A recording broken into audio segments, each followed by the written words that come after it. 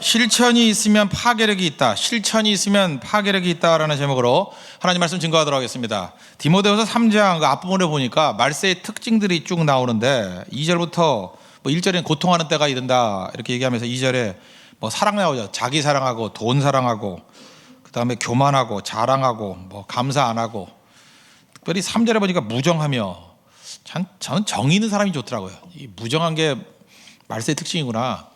정 없는 사람 만나면 네가 말세의 특징이다 이런 생각이 들거든요. 정, 초코파이 참 좋죠. 참 정이 좋은 것 같아요.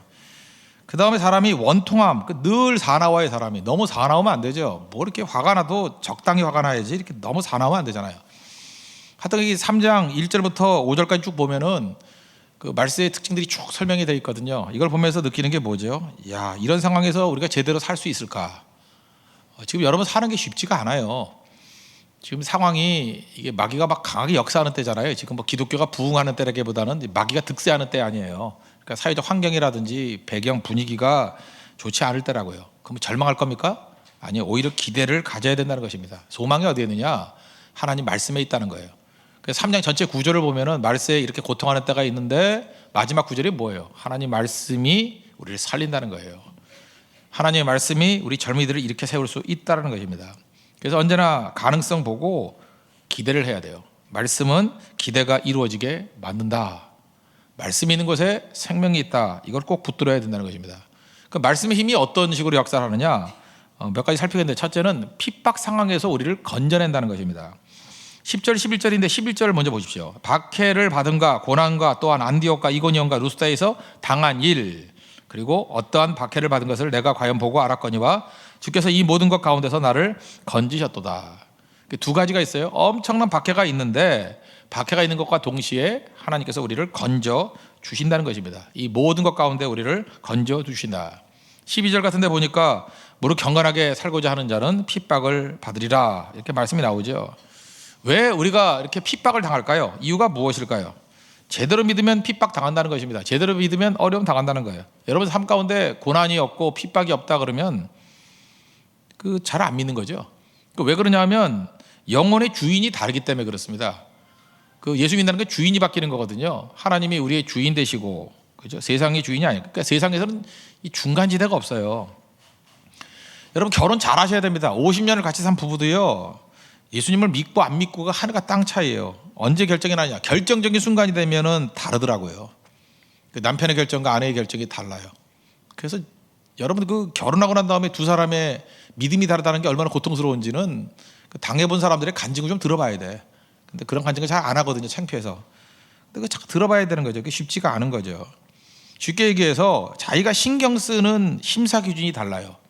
예를 들어서 우리가 이게 뭐 노래 경연대회를 한다고 합시다. 근데 심사 기준을 저같이 이제 약간 문외한이니까 내가 심사 기준이에요. 뭐라고 하냐?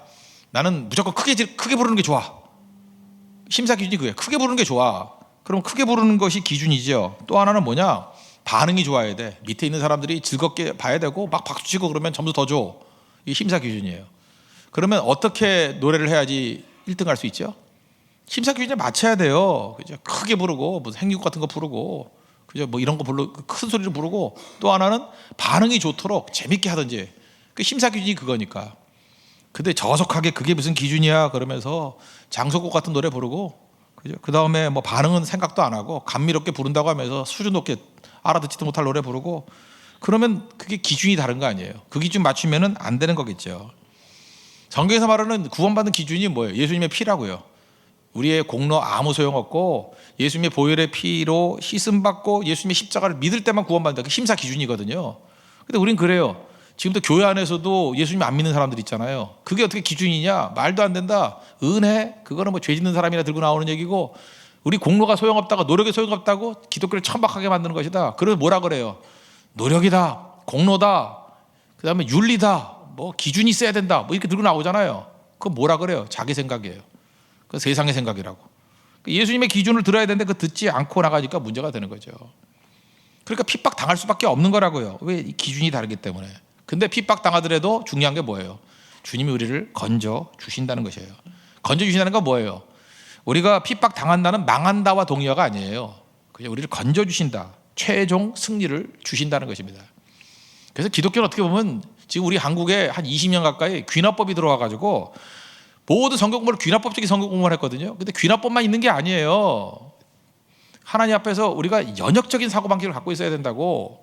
그 신앙의 대부분은 사실 연역인데, 연역을 하다 보니까 이게 무슨 제목 설교 같이 보이니까 사람들이 공부하기 위해서는 귀납적으로 가야 된다라는 얘기지, 신앙 자체는 연역이에요. 아리스토텔레스 들어보세요. 다 논리가 다 연역이지.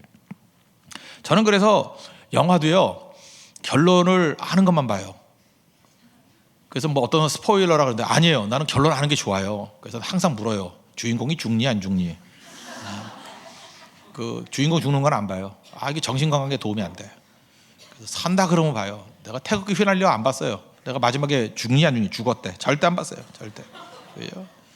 그 어떤 난관 속에서도 주인공이 산다 그 확신이 있으면 난 믿음이에요. 그거는 영화를 힘차게 봐요. 그죠? 무조건 이기는 거니까. 그죠? 저건 주인공 절대 안 죽어. 그죠? 분명히 총알이 날라와서 맞았는데 안 죽어. 저건 총알이 빠질 거야. 그죠? 그 다음에 뭐 어떤 어려움이 있든 저거 안 죽어. 분명히 그 살아날 수 있는 길이 있을 거야. 왜 그래요? 결론을 알고 있기 때문에. 그래서 저는 그 축구 시합 같은 것도요, 생방송 보는 것보다도 다시 보기를 더 좋아해요. 다시 보기 결과를 딱 보는 거야. 4대3으로 역전했네. 그것도 계속 봐요, 그거. 그죠? 옛날에 그 피츠버그 야구할 때도 그랬어요. 그 역전승했던 게 있거든요. 강정호 나와가지고. 그거는 내가 보고 또 보고 다운받아가지고 또 보고 또 보고. 왜 영성에 도움이 되거든. 그죠? 그 뒤집어지니까. 우린 그런 존재예요. 여러분, 예수 믿는다는 건 뭐냐 면 결과를 알고 보는 다시 보기예요. 승리하는 거거든요. 그래서 순간순간에 낙심하지 않는 겁니다. 그래서 여러분 007 영화가 영성이 있는 영화예요. 007이 절대 안 죽어요. 그죠? 항상 승리하고. 그게 꼭 필요하다는 것입니다. 죽지 않는다는 거. 여러분들 이게 스포일러 같이 보이지만 아니에요. 우리 인생에서도 이게 똑같은 거예요. 하나님 말씀 붙들고 서 있는 백성들은 핍박이 오고 난간이 온다 할지라도 최종 승리한다. 그걸 꼭 믿어야 된다는 것입니다. 말씀이 주는 힘이 뭐예요? 최종 승리예요. 고난이 온다 할지라도 건져주신다라는 거. 그래서 하나님께서 건져주시는 그 능력과 은혜를 체험할 수 있는 믿음의 종 되기를 바랍니다. 그리고 두 번째로 말씀이 주는 힘은 무엇이냐면 구원하는 능력을 준다는 것입니다. 15절 보십시오. 또 어려서부터 성경을 알았나니 성경은 능히 너로 하여금 그리스도 예수 안에 있는 믿음으로 말미암아 구원에 이르는 지혜가 있게 하느니라.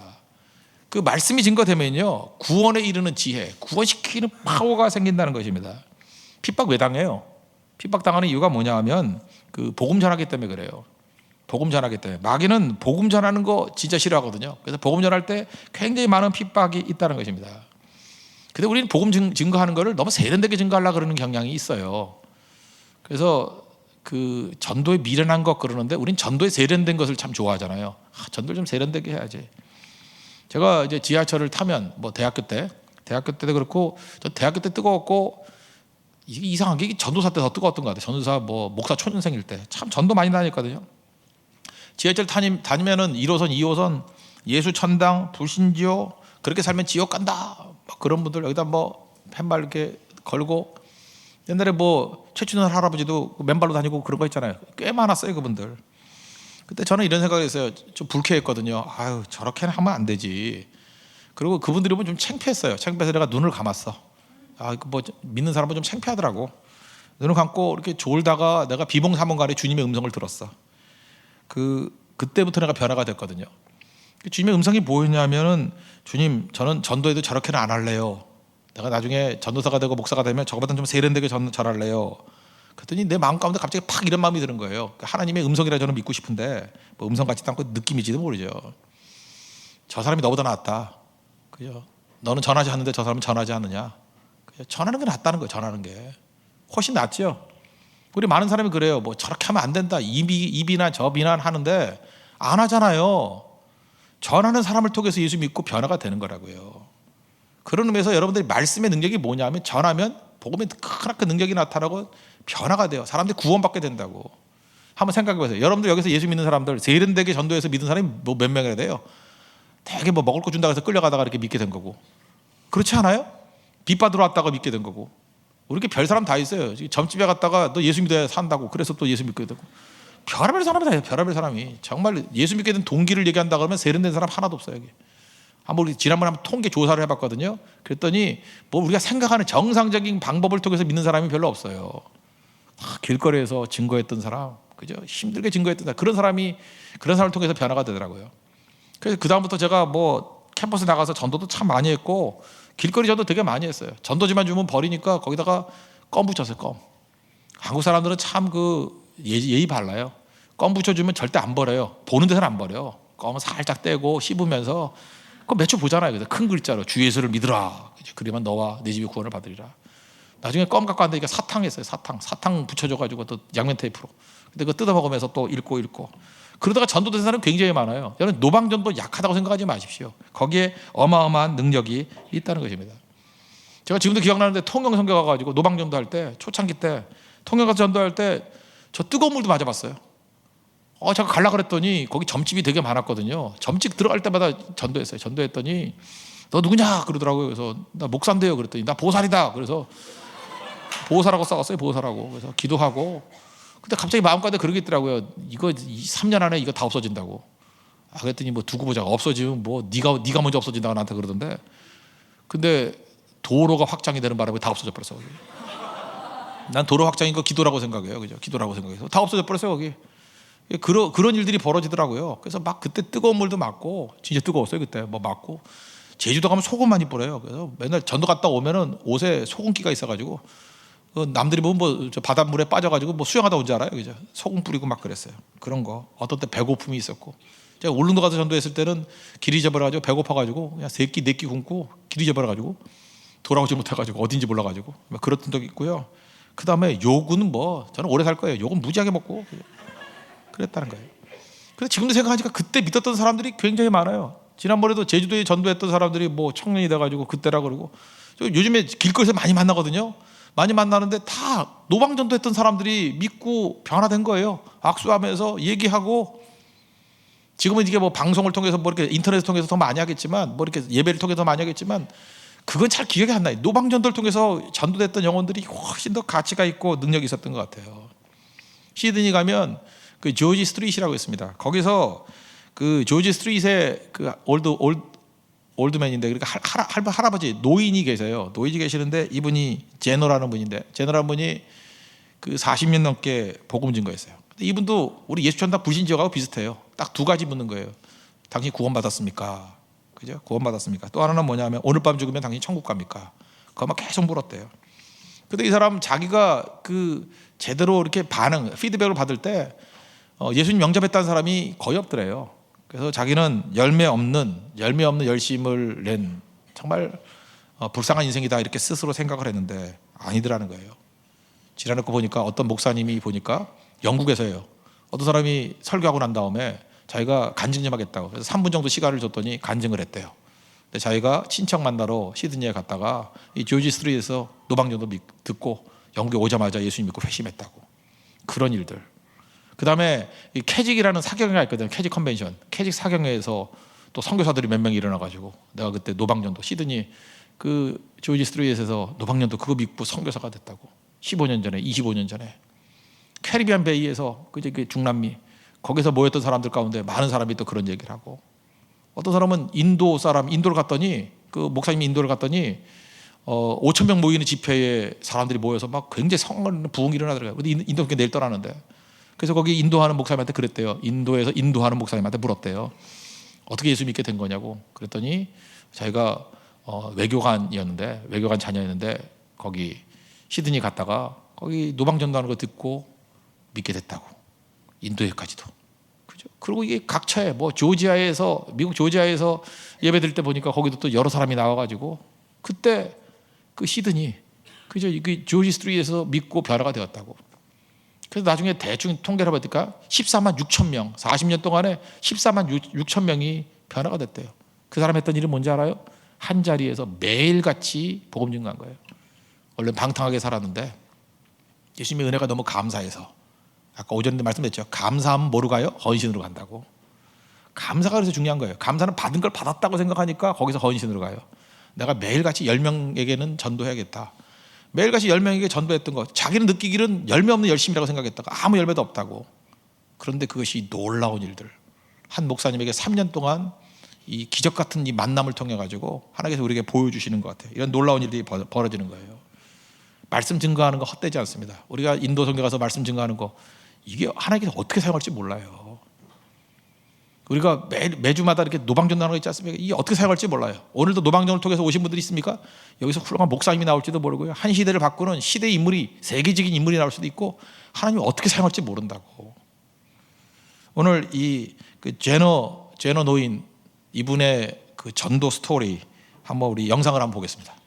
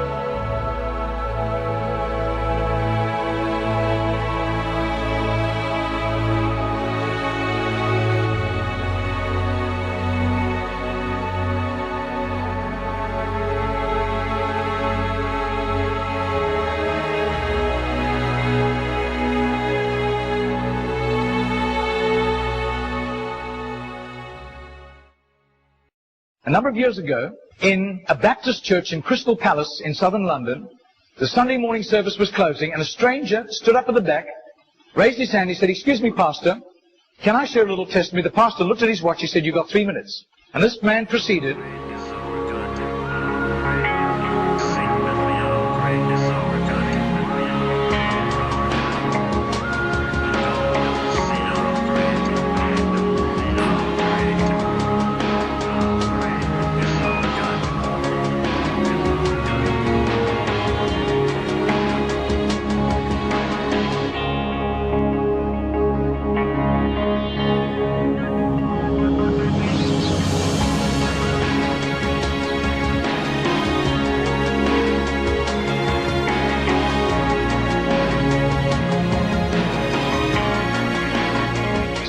Now this London preacher flew back to the UK and was speaking at the Keswick Convention in the Lake District. And he threw in these 3 testimonies. At the close of his teaching session, 4 elderly pastors came up and said, "We got saved between 25 and 35 years ago, respectively, through that little man on George Street giving us a tract and asking us that question."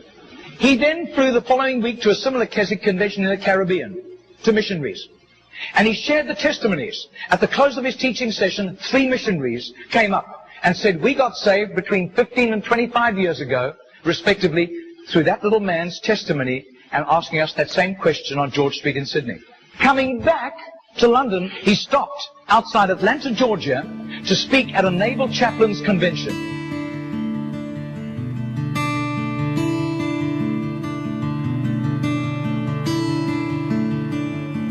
6 months later, flew to do a convention for 5,000 Indian missionaries in a remote corner of northeastern India. And at the end, the Indian missionary in charge, a humble little man, took him home to his humble little home for a simple meal. And he said, "How did you, as a Hindu, come to Christ?" He said, "One bout of diplomatic service took me to Sydney. And I was doing some last-minute shopping laden with parcels of toys and clothing for my children, walking down George Street. And this courteous little white-haired man stepped out in front of me, offered me a pamphlet, and said, 'Excuse me, sir, are you saved? If you die tonight, are you going to heaven?'" The splendor of the King, clothed in majesty. I do. His name is Mr. Genord, but I don't think he does it anymore. He's too frail and elderly. Joys, he wraps himself in light, and darkness tries to hide, and trembles at his voice, trembles at his voice. How great is our God? Sing with me, how great is our God? And all will see how great Margarita did a little count. That's 146,100 people. That simple little Nobody except a little group of Baptists in southern Sydney knew about Mr. Ginnell. But I'll tell you, his name was famous in heaven.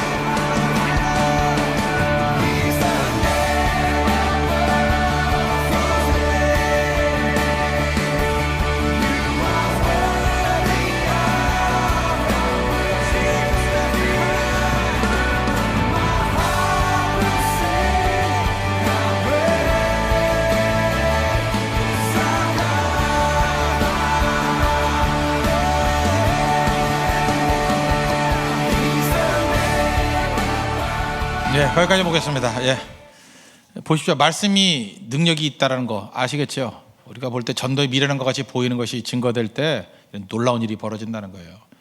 이건 사실 뭐 이렇게 영상을 만드니까 이분이 그런 거지, 우리 한 사람 한 사람 영상 만드는 이거보다 더한 일들도 벌어지게 된다는 것입니다. 황원우 목사님 놀이터에 놀다가 어떤 아줌마가 전도해서 저렇게 목사 된지 알아요? 그죠? 저렇게 재밌는 목사님이 될지 알았겠냐고.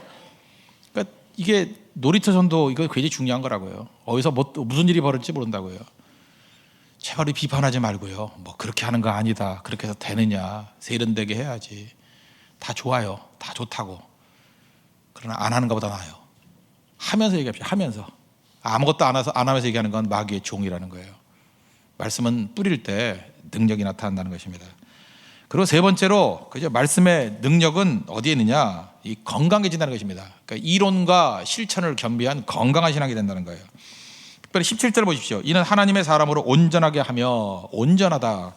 이 온전하다라는 게 뭐예요? 건강하다 이렇게 표현해서 건강하다. 그래서 하나님 말씀을 건강하게 믿는 거는 이 두 가지예요. 이론적으로 이 하나님 말씀은 하나님의 영감으로 됐다라는 건 뭐예요? 그 자체가 진리라는 거죠. 그걸 있는 그대로 다 받아들이는 믿음. 우리 성경을 일단 안 믿어요. 성경을 믿는 게 우선이고 그 믿는 걸 실천하는 거. 두 가지가 균형을 이룰 때 능력이 나타나는 거거든요. 그러니까 성경을 믿는다는 얘기는 뭐예요? 성경에 나오는 예수님 믿는다는 건 똑같은 거죠. 어떤 사람 심지어 합리적으로 이렇게 생각해요. 오병이어 기적. 그 보리떡 5개 물고기 2마리로 5,000명 먹였다. 이거 안 믿어요. 안 믿고 그때 사람들이 양심에 그 자극을 줘가지고 다 자기 도시락을 꺼내 먹은 거래. 다 이렇게 꼬불쳐두고 있었는데, 숨겨놓고 있었는데 그 어린애가 내놓는 걸 보면서 숨겨놓은 거 내놔야지 하면서 다 내놨다라는 거예요. 성경의 맥락이 그러면 그걸 기적이라 그래요. 세메이온이라고 표적이라고 사인이라고 얘기하겠냐고. 성경 저자가 미쳤어요? 숨겨놓은 걸 내놨으면 숨겨놓은 걸 내놨다 그러지. 그걸 기적이란 말을 표현했어요? 표적이란 말을 쓰냐고. 뭐 심지어 어떤 해석을 보면 어떤 사람은 두 개 내놨대. 슬프죠 이런 거. 여러분, 기적과 자연의 차이점이 무엇입니까? 예를 들어서 태어난 지 한 달 된 애가 삼겹살을 먹는다. 이건 기적이에요. 태어난 지 한 달짜리 애가 뛴다. 이거 기적이에요. 그죠? 이거 왜 그래요? 인간의 능력의 한계를 뛰어넘는 거기 때문에. 그러나 제가 삼겹살을 먹는다. 이건 자연이에요. 제가 뛴다. 이게 자연이에요. 성인이 뭐 삼겹살 먹을 수 있지, 뛸 수 있지. 그거와 똑같은 거예요. 예수님이 이 병을 고친다. 그럼 자연이에요. 내가 병을 고친다. 그럼 기적이라고. 그렇죠. 예수님이 무리를 걷는다. 그럼 자연이에요. 하나님이시니까. 내가 무리를 걷는다면 기적이에요. 그러니까 예수님이 하시는 모든 일들은 예수님에겐 자연이라고. 우리가 볼 때 기적인 거지. 근데 예수님의 능력이 말씀 안에 있거든요. 그러면 진짜 그 모든 것들이 우리 삶 속에서 자연같이 이루어지는 거예요. 그래서 하나님 말씀을 믿는다는 건 뭐냐면 우리 입장에서 볼 때는 계속 기적이 일어나는 거예요. 근데 예수님의 입장에서 볼 때는 자연스럽게 예수님의 능력 가운데 이루어지는 일들이라는 것입니다. 저는 우리 교인들을 위해서 지금 젊은이들 놓고 기도하고 있어요. 방언도 막 터지기를 원해요. 제가 원래 그런 기도 잘 안 했었는데 갑자기 그런 기도에 소망이 생기더라고요. 금요일에 기도할 때마다 방언이 터지게 해주십시오. 이 방언도 가짜라는 방언과 진짜 방언이 있어요. 여러분, 가짜로 그냥 랄랄랄랄라 하면은 혀가 헐어요. 나중에 랄랄라. 가짜라는 애들 있잖아요. 1시간 만에 랄랄랄라 밑에가 이렇게 갈라져가지고 뭐 오라메디 바르고 맨날 이래요. 그거. 진짜라고 흉내내면 안 되고요. 진짜로 하다 보면 몇 시간을 해도 문제도 없고 그래요. 그렇다고. 그리고 하나님 말씀의 능력을 한번 체험하기 시작하면요, 부끄러움이 사라져요. 부끄러움이. 여러분들 지금 성경책 들고 다니는 거 부끄러워하는 사람 있죠? 성경책 들고 부끄러워 숨기고, 그죠? 그래서 뭐 이렇게 스마트폰 들고 다니고. 성경 들고 다니는 거 부끄러워하지 마십시오. 성경을 당당하게 들고 다녀요. 오히려 성경이 여러분이 옆에 있는 걸 부끄러워할지도 몰라, 그죠? 누가 부끄러워할지는 그 성경한테 물어봐야지. 오히려 주제가 있지 왜 우리가 왜 성경을 부끄러워해요? 성경이 우리를 부끄러워하지. 네가 왜 날 들고 다니냐 이러는 거죠. 그죠? 그러니까 우리가 자랑스럽게 들으면서 온전함이란 건 뭐냐면 기적은 그거예요. 하나님 말씀이 그대로 삶 가운데 이루어진다. 그러니까 우리 입장에서는 기적이라니까요. 그래서 기적을 이루는 그런 성도가 될 수 있다는 것입니다. 어둠을 이기는 능력이 임하게 된다는 거예요. 그리고 또 하나의 기적을 어떻게 하냐면 그것이 우리 삶 가운데 이루는 거예요. 에스라서 같은 데 보면 에스라서 7장 10절 신학교 때 제가 암송 구절이었어요. 에스라가 여호와의 율법을 연구하여 세 가지거든요. 첫째 율법을 연구했다. 두 번째 준행하며 율법을 준행했다. 세 번째 율례와 규례를 이스라엘에게 가르치기로 결심했다. 신학교에서 굉장히 많이 가르치는 얘기예요. 하나님의 사역자가 되려고 그러면 세 가지가 필요하다. 첫 번째 말씀을 연구해라. 말씀 연구해라. 이건 공부하는 거죠. 말씀을 준행하라. 해보라. 그리고 그것이 내 속에서 이게 육화된 것을 가르치라. 그럼 역사한다는 거예요. 우리는 많은 그 사람들 뭐 이렇게 함부로 이렇게 비하하고 막 그러는데 제가 제일 인상적이었던 게 조용기 목사님이에요. 조용기 목사님 그 얘기하는 가운데 이런 얘기를 하는 거예요. 뭐 사실 뭐 조용기 목사님 뭐 저하고 나이 차이도 있고 해서 뭐 그렇게 친근한 건 아닌데 함부로 이렇게 얘기하더라고요. 나는 한 번도 설교를 위해서 성경을 읽은 적이 없다. 그러더라고요. 귀가 번쩍 뜨이더라고요. 뭔 소리 하는 거야? 설교를 해야 되는데 설교를 위해서 성경을 읽은 적이 없대요. 그러면서 얘기를 하기를 자기 자신이 당한 고난 얘기를 해요. 젊어서부터 폐병 걸려서 피를 토하면서 설교를 했고 몸이 그렇게 아팠대요. 아픈 적이 많았고 그 다음에 뭐 공격도 무지하게 당하고 너무너무 사는 게 고통스러웠다는 거예요. 제가 볼 때는 그 잘 나가는 목사님 같이 보이는데 너무너무 고통스러웠다는 거예요. 고통이 너무너무 많아서. 그래서 자기가 살라고 그때 두 가지 말씀을 자기가 긍정적인 메시지를 증거하는 이유가 뭐냐면 자기는 부정적인 메시지를 증거하면 죽는데요. 이게 뭐 간이 붙든지 뭐가 부어서 죽는데 자기 살자고 긍정적인 메시지를 붙은 거고 성경 말씀 중에서 긍정적인 메시지를 붙은 거고 그 다음에 자기가 살자고 성경 읽은 거래요. 성경을 읽으면서 그것에서 힘을 얻고 생명을 얻고 일어서게 되었다는 거예요. 그랬더니 말씀이 나를 살리더라는 거예요. 그러면 칼럼 가운데 뭐 나를 살린 말씀 그런 게 있어요. 그 국민일보에 나오든가 나를 살린 말씀. 나를 살린 말씀이 있더라는 거예요.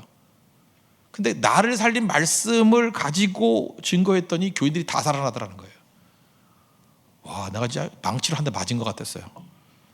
저는 아니거든요. 저는 설교하려고 성경 읽는데. 내가 진짜 엉터리라는 생각을 많이 했고 너무너무 그때 충격을 받았던 기억이 나요. 지금도 그건 잘 안 되는 것 같아요. 그죠? 이게 좀 설교를 위해서 성경 보는 격이 많은 것 같아요. 그러니까 이렇게 힘이 없지. 내가 사는 거거든. 내가 이 말씀은 나를 살리는 말씀이에요. 나를 살리는 말씀. 그게 준행이거든요. 말씀 붙들고 그거로 살아간 거예요. 내가 이겼던 거예요. 나를 통해서 이미 실험이 된 말씀이에요. 그러니까 그 말씀을 가르치니 얼마나 파워가 있겠어요. 에스라의 파워가 그거죠. 여러분 그 포로기 이후에 보면 세 가지가 무너졌어요. 하나는 성벽이 무너졌고 성전이 무너졌고 신앙이 영성이 무너졌어요. 하나님께서 이 무너진 것을 회복시키기 위해서 세 사람 부르죠. 성벽 무너진 것을 위해서 느헤미야를 부르고 성전 무너진 것을 회복하기 위해서 수룹바벨을 부르고 신앙이 무너지고 영성이 무너진 걸 회복시켜서 에스라를 부르잖아요. 3대 지도자잖아요. 지금 우리 주변을 말한다면 성벽은 뭐예요? 국가 시스템이에요. 이 사회가 무너진 거예요. 성전이 무너졌다는 건 뭐예요? 교회가 무너진 거예요. 그 다음 또 하나가 뭐예요? 영성이 무너진 거예요. 이거 다 세울 수 있습니다. 이 세우는 거에 가장 중요한 것들이 뭐냐 하면 하나님 말씀 붙들고 나가는 주의 종들이에요. 어떤 의미에서 저는 어떤 의미에서 교회를 위해서 뛰어야 될지도 모르고 어딜 다 각자 위치는 들지 몰라요. 근데 우리 가운데 사회를 살리는 느헤미야 나와야 돼요. 말씀 붙드는 사람이 느헤미야 되는 거예요. 혼자 뛰는 거 아니에요. 느헤미야가 나와야 되고 교회를 살리는 성전을 살리는 수룹바벨 나와야 돼요.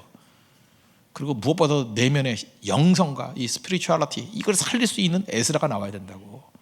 공통점이 뭐예요? 하나님 말씀입니다.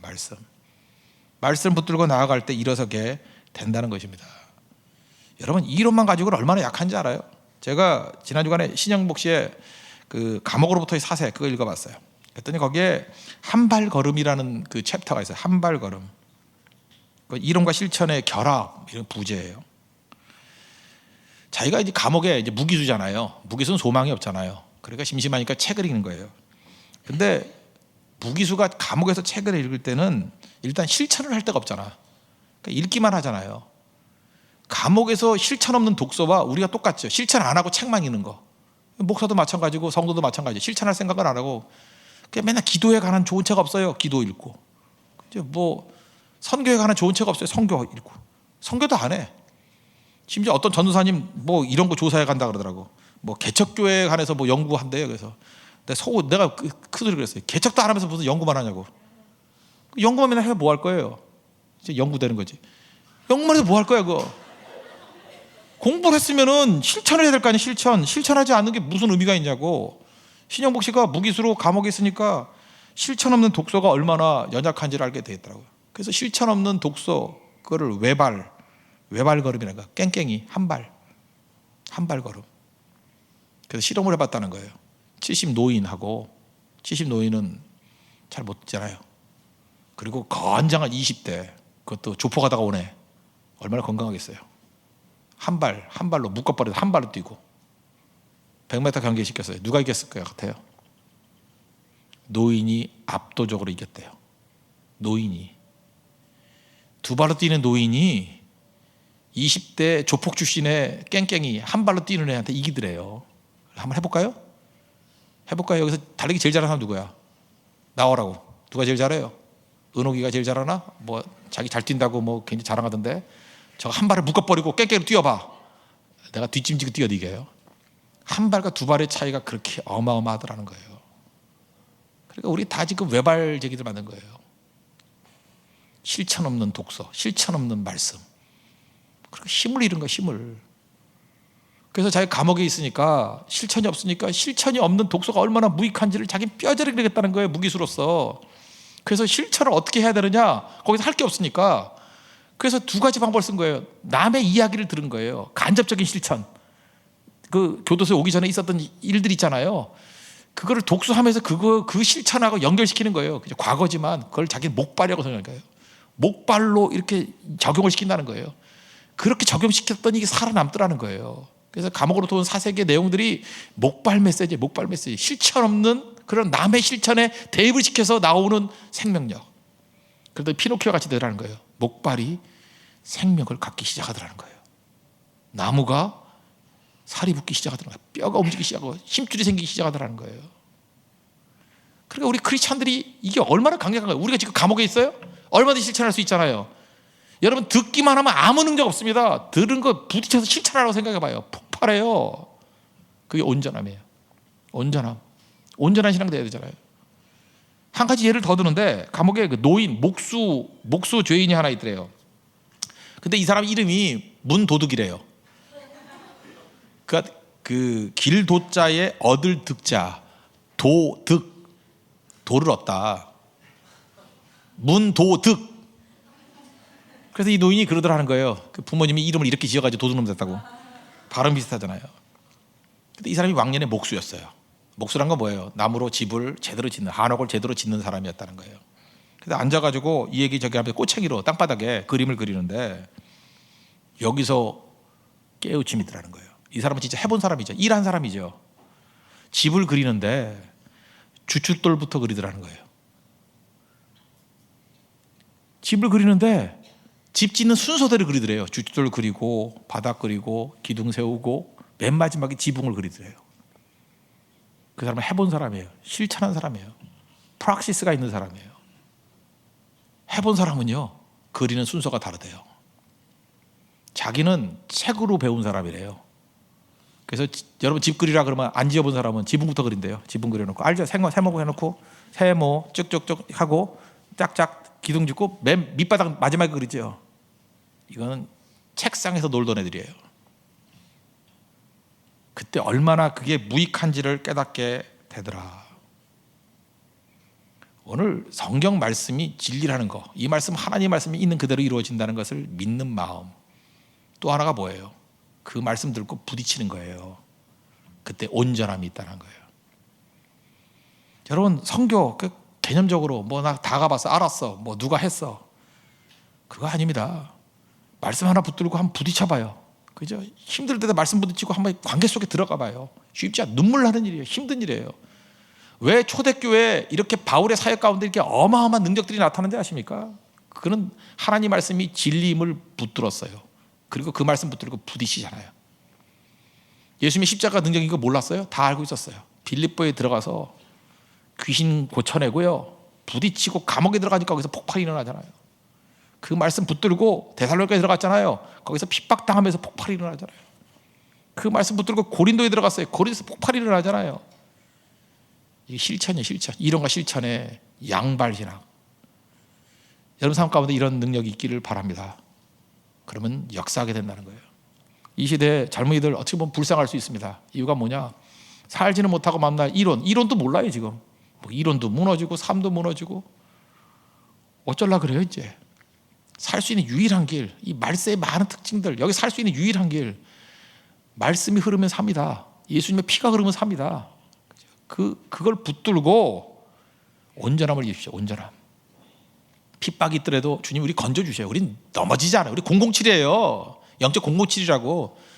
우리는 제임스 본드입니다. 그죠? 데일 본드가 아니라 제임스 본드예요. 우린 안 죽어요. 그죠? 그거 붙들고 일어서라고요. 그리고 열심히 복음 증거하면 살려내는 겁니다. 죽음의 세력을 이길 수 있는 건 말씀이에요. 예수 그리스도 십자가의 말씀이라고 살려낼 것이고, 그리고 언제나 말씀 우리를 온전케 만드는데, 하나님 말씀은 진리다, 하나님의 영감으로 된 것이다, 감동으로 된 것이다. 그 말씀, 예수님의 자연적인 일들이 우리 삶 가운데 일어난다는 거예요. 그걸 우리는 기적이라 그래요. 기적을 일으키는 삶이 될 것이고, 그것을 가지고 실천하게 될 때 우리 삶 속에서도 날마다 기적이 일어나는 인생이 된다는 것입니다. 그게 오늘 메시지예요. 우리 3장의 구절을 가지고 여러분 삶 속에서 이런 그림이 이루어지는 하나님의 거룩한 종 되기를 축원합니다. 모두 자리에서 일어나겠습니다. 주님 말씀하시면 내가 나아가리다. 우리 찬양하고 기도하도록 하겠습니다.